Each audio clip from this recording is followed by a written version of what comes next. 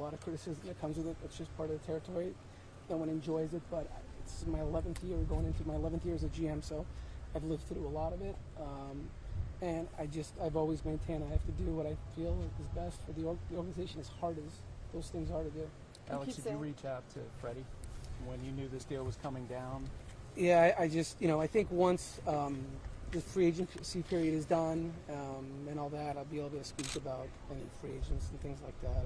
I know the rules are so strict when it comes to those things. You gave up on what some people have as 3 of your top 10 prospects to get Matt. What makes that worth it? What about Matt's skill set makes it? I mean, he's a great player, but I mean, look, it's tough. I mean, it's I guess it's, when you're talking about fair deals, I guess they're supposed to hurt. It hurts. This is the most talent we've traded since I've been in Atlanta. This is the best group of players, all of the above. So those guys are all really good. They were all really tough to move. But obviously Matt's a fantastic player too, and you're gonna, the adage, you have to give up, you have to give to get, and so on. And with where we are as a club right now, coming off the World Series, and I think we still feel good about a very competitive, contending club. And you trade for you're trading for now, and you're trading down the road. So, but look, obviously, Matt's track record and what he's done, it speaks for itself. Again, he's one of the elite players in the game. And, rightfully so, it was going to cost a lot. What's his contract situation? And to give you an indication about how long-term He's arbitration eligible. Look, we just made the trade, and we don't ever get into that kind of stuff. You guys are losing a leader in Freddie. What do you know about Matt makeup-wise? Yeah, I mean, just I could speak for Matt. Fantastic. Everybody has unbelievable things to say. So, we do a lot of work on that. So that's always been a priority since I've been here in Atlanta. Everybody that we bring in, we spend a lot of time, and the reviews on Matt are fantastic, and I'm excited to get to know him more. Brian mentioned that he knows Matt from working at camps with him and things. Did you pick his brain at all just on the makeup there? Yeah, I'll ask anybody when it comes to, players, makeup, things like that. I just think more the better in terms of information. Anyone that's crossed paths, you're trying to do as much work as you can. So everyone has fantastic things to say. Have you talked to Matt? Yeah. What was the conversation? He was great. He was excited. Obviously, he's from Atlanta. Competitive club. I think I saw him, he did media there, and he said, if there's one place he wanted to go, it was going to be here. So he was very, very excited. Just came across as just a class act, which is what we heard about him. Did he give you an indication of when he'll be in camp? We're actually going through that now. So obviously he's in Arizona, time change, we're having to pack up and all that. So we're going to work through that. I'm not sure yet. Tasha seems to have grown pretty close with Acuna. I know they showed up yesterday in the matching SUVs and everything. Do you feel the need to address the clubhouse personally after a series of moves like this? Is that something to do? Or I'm always available to the players. I'm always around. I walk around. I talk to them. I feel like and I think the players are comfortable enough talking to me as well. So I'm not a big team meeting guy. The GM normally the manager, the players do that kind of stuff.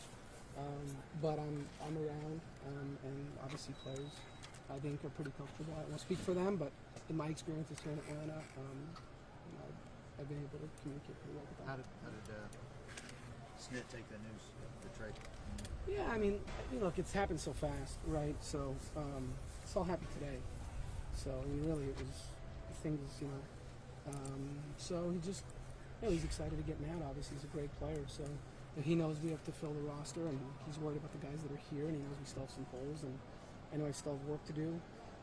Especially with not only our games starting Friday, but the season starting, and guys have to get ready, and every game's going to count. This division is unbelievable. So every club is adding, trying to be competitive. The Washington Nationals, even though they traded guys last year, they keep adding. The Marlins obviously have done some fantastic things. Obviously the Phillies, and all of us are trying to win. So it's going to be the NL East is going to be a grind. When you say the trade happened today, you mean you came around to the players actually that are going there? You've been talking to them for a while, but how? We just you stay like anything. You're trying to get a sense of off season, but we didn't have an off season because we were locked out. So once we started back up, we didn't really get serious with them until last night, and then it came together today. Alex, I don't claim to be a body, emotions expert, but you seem kind of bummed out, just disappointed. You pull off this deal, you should be excited. No, am I wrong here? Yeah, like I said, I'm excited to get Matt, but it's tough. You keep saying that this is one of the toughest deals that you've had to make. It may be obvious because if you're talking about how many prospects you gave up, is it anything beyond that, or is it because of? Yeah, sure, but I can't get into that. So, it's a tough deal. Alex, at what point in time did you lose confidence that you might get ready? I can't get into specifics. you know, it just, I guess, you know, last night we finally said, look, we're going to try to move forward. We're trying to get this trade done and see where it goes, and we got it done today. It's tough to get rid of Freddie, but you've got 2 years of a younger Matt Olson. You have $18 more million to spend now. You have there is some good to this deal. How do you look at that?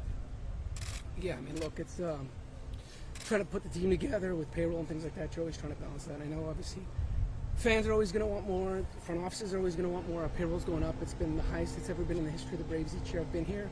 Obviously, we went back in 20 compared to what we were in 2019, but we got back there by the end of 21. So we've climbed. I know it's a topic. I get it, but we continue to climb. But look, there's a limit to how high we're going to go. And I'm going to work within that. You know, I've never been one to complain, and I'm happy with the relationship and all the resources that I get from Terry McGurk. And whatever resources we have, I'm going to do my best to put the best club on the field. But that means making some tough calls. Is it going up again this year? Yeah, it's going up again. Where do you think you guys stand in the division with the Mets at it and then the Phillies at it? You know what? I mean, I'm aware of what everyone's doing, but we never react, and I worry all the time, right? I look at every team, and I think every team's great, but especially when they keep adding. So we really do just try to worry about ourselves, build the best club that we can, and look to Snit and players credit. You know, I don't think anyone's expected us to win the division in the last 4 years. These guys have gotten it done. So I stress about it every year. It's a grind. I'm still in shock every time we've won, but I'm obviously elated. And it's a challenge, and I don't think that, you know, it continues to get harder. Alex, I know you speak to specifics, but as you move forward, are you anticipating you're going to have a lot of conversation with fans about the direction? You know what? I mean, I'm around Atlanta a lot. My kids play sports and schools and all that, so fans have been good to me. You know, I've always been very polite to me. Obviously, I get asked questions and things like that, but Atlanta fans have just been so respectful everywhere I've been, and I think I'm kind of below the radar overall, but I'm out there and around. But, you know, I do stuff for the organization and things like that, and, you know, my view of it is the players, the manager, they're the ones that are the spokespeople for the club. I understand I'm accountable for trades and signings, but I don't think people are paying to come see me be a GM, right? It's about the players. So I think as long as we hopefully do a good job and put a good team on the field, they should be pleased. Alex, have you ever had a move in your career that's had so much emotion wrapped Nope. up into it? Not even close. What? I mean, I know we can't get into specifics, but I gotta ask, why?